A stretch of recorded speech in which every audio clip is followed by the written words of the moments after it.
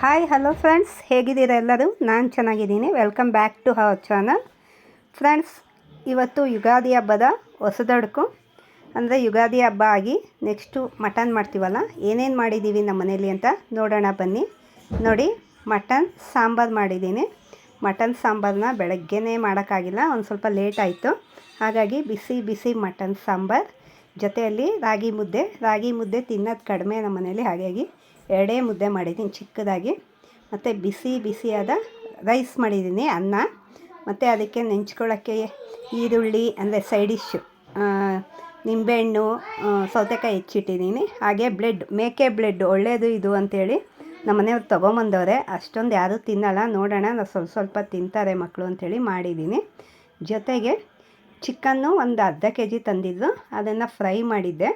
ಇದೆಲ್ಲ ತಿಂದಮೇಲೆ ತಂಪಾಗಿರಲಿ ಅಂಥೇಳಿ ಮಜ್ಜಿಗೆ ಮಾಡಿಟ್ಟಿದ್ದೆ, ಬೇಕಾದವ್ರು ಕುಡೀಲಿ ಮಕ್ಕಳು ಅಂಥೇಳಿ ಮಜ್ಜಿಗೆ ಮಾಡಿ ರೆಡಿ ಮಾಡಿಟ್ಟಿದ್ದೆ ಎಲ್ಲನೂ. ನಮ್ಮ ಮನೆಯವರು ಮಧ್ಯಾಹ್ನದಷ್ಟೊತ್ತಿಗೆ ಊಟಕ್ಕೆ ಬಂದರು, ಬೆಳಗ್ಗೆ ತಿಂಡಿಗೆ ಬಂದಿರಲಿಲ್ಲ.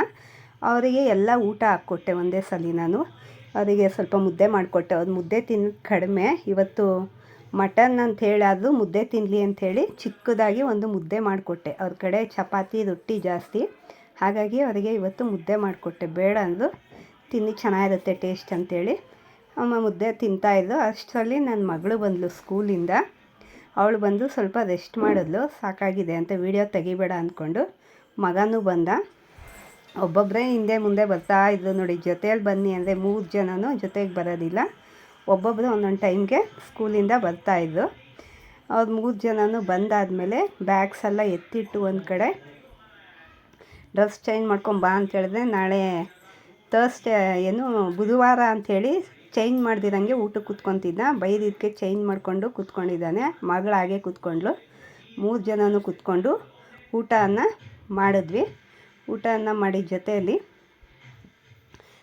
ಊಟವನ್ನು ಮಾಡಿ ಮುಗಿಸಿದ್ವಿ. ಇದಾಗಿತ್ತು ಇವತ್ತಿನ ಬ್ಲಾಗು. ನಿಮ್ಗೆ ಇಷ್ಟ ಆದಲ್ಲಿ ಲೈಕ್ ಮಾಡಿ, ಶೇರ್ ಮಾಡಿ. ನನ್ನ ಚಾನಲ್